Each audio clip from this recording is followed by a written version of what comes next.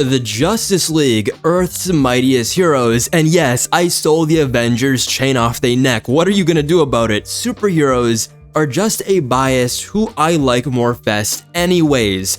But they both washed. Now what? What are we gonna do now? Well, I guess I could explain what I mean because many of us grew up with the DCAU and the Justice League and Justice League Unlimited cartoons, and both of them really influenced our perceptions, our lifelong perceptions at this point, of the DC universe. For all of the fans who actually read comics, you'd know that this series wasn't exactly the most comic accurate project DC has ever done inside or out of their animated universe, but it does hold a special place in my heart, and I don't think I'd have such a high opinion of the JL if I didn't watch these shows. What channel is this though? A cartoon channel or a comic channel? And as a self-proclaimed man of the people, who does this man think he is, Superman? I've seen a lot of pretentious people on the interwebs saying that the Justice League is the biggest potential man team of all time, and I would not go that far. In fact, I would disagree. In the 2020s, you could really call any team that at this point because it's not looking too good. But the Justice League really does have a history on them. From the classic satellite era to the comedy gold of the Justice League International era that spotlighted some of my favorite B and C listers of the DC universe, to the iconic Grant Morrison relaunch in the 90s that modernized the classic lineup with some old-timers and newcomers taking over the roles of some beloved characters. And I could go on, and in fact, I will go on. Nobody ever continues after they say this to show that they're not bluffing, but even from an out-of-continuity perspective, some of the greatest and most iconic stories in DC are JL stories that don't have the full name on the tin. Stories like Justice, a bit of a cop-out I know, Kingdom Come, and The New Frontier are all up there, but in recent years, the quality of stories have declined drastically.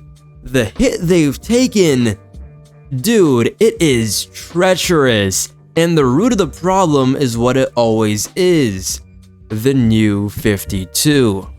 While I'm not exactly the biggest fan of the New 52 Justice League, I will say that the hate for the book is a bit overblown. As a reboot, I definitely think creative liberties should be taken.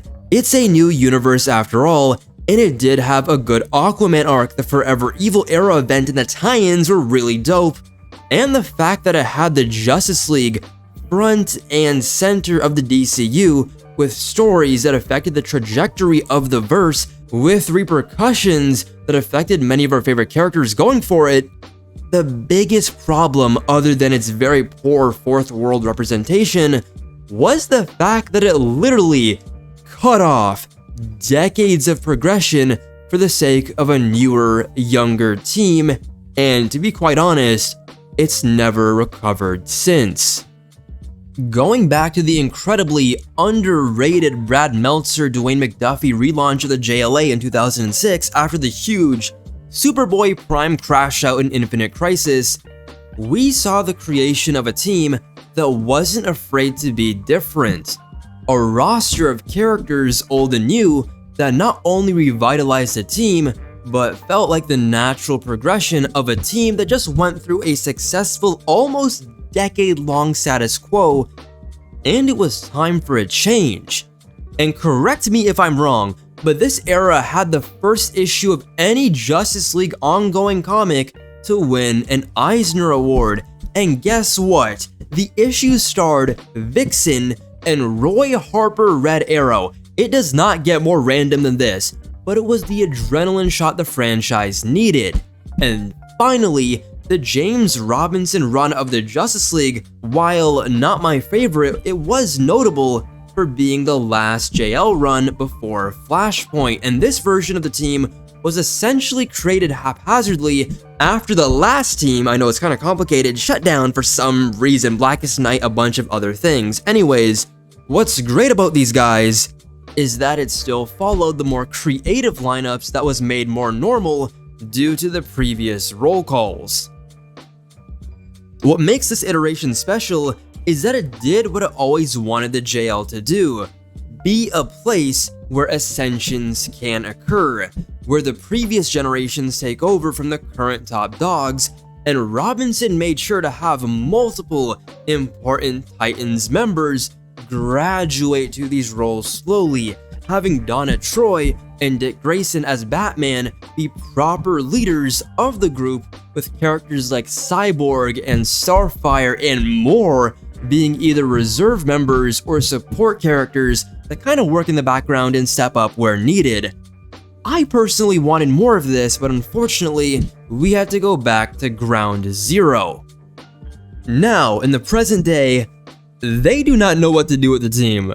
They should be at the forefront of everything, but for the most part, they just aren't. I don't think anyone could tell me what actually happened in the Rebirth era Justice League run off the top of their head, and that says everything.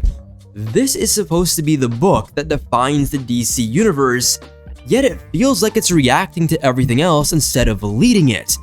And part of that comes down to the roster. It sounds crazy, but having all the main characters in one place creates its own problem.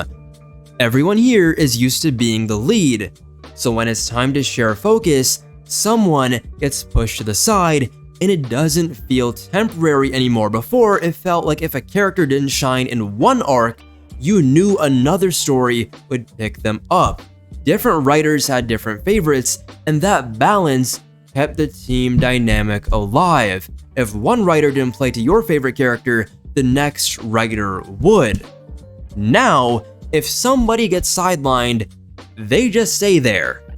The Snyder and Jimenez run shows both sides of this. Visually, it's great, and when it hits, it really hits. The 6th Dimension storyline actually feels like a Justice League story should. Big idea, strong character moments, clear purpose, great art. But the constant need to go bigger starts working against it, and even at certain points in the post-crisis era, it did as well. This is the big problem with the JL. Every arc sometimes tries to outdo the last, and eventually it all blends together. When every threat is world-ending, none of them will clearly stand out. And this might seem like common sense, but once you've got a full team of god-level characters all dealing with the same problem at the same time, things can get messy very fast if you don't know what you're doing. There's no room to breathe, no room for smaller moments, and no clear perspective to follow. To me, it feels less like a team at times and more like a crowd of characters just thrown onto the page. The ironic part is that the side books understood this better. Justice League Dark worked because it's focused. Odyssey had a clear direction. Those books didn't just rely on scale, they relied on dynamics, and they kept their team pretty tight-knit. This era was the one bright spot of an otherwise very shallow pool of content. The 2 spin-offs, Justice League Dark and Justice League Odyssey, was allowed to do their own thing, clearly going to the cosmic or supernatural sides of the DC universe, while the main title kept trying to be the biggest thing on the shelf instead of the most meaningful. But it does mean that when it did get its wheels rolling, it was a lot of fun and very enjoyable.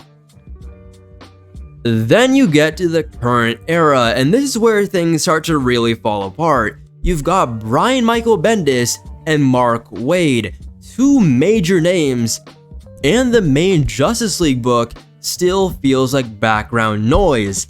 How is that even possible? That should not happen. Bendis never really found a direction, and somehow the backup stories ended up being more interesting than the main plot. That's a problem, but not really unexpected because we had my GOAT, Ram V, writing Justice League Dark backups. It just is what it is. With Waid, his run isn't exactly bad, but it doesn't feel essential either. And that right there, of course, is the key difference we're talking about. He's clearly more locked in on Batman Superman World's Finest, where the character work and just the characters themselves, considering there is 3 main ones, actually drives the story.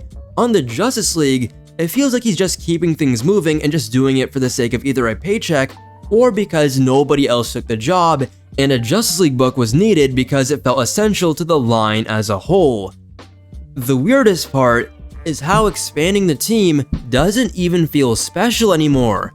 You'd think opening up the membership to almost everyone would recreate that Justice League Unlimited feeling. The book is even called Justice League Unlimited, but it doesn't hit the same. Back then, expansion meant opportunity. It meant new characters stepping up, new stories being told. Now it just feels like a larger list, just checking off characters that you see in the background with no real impact. That's really what's been lost. The Justice League used to be about progression. Characters grew into the team, took on bigger roles, and eventually replaced the ones before them. It felt like a proper system.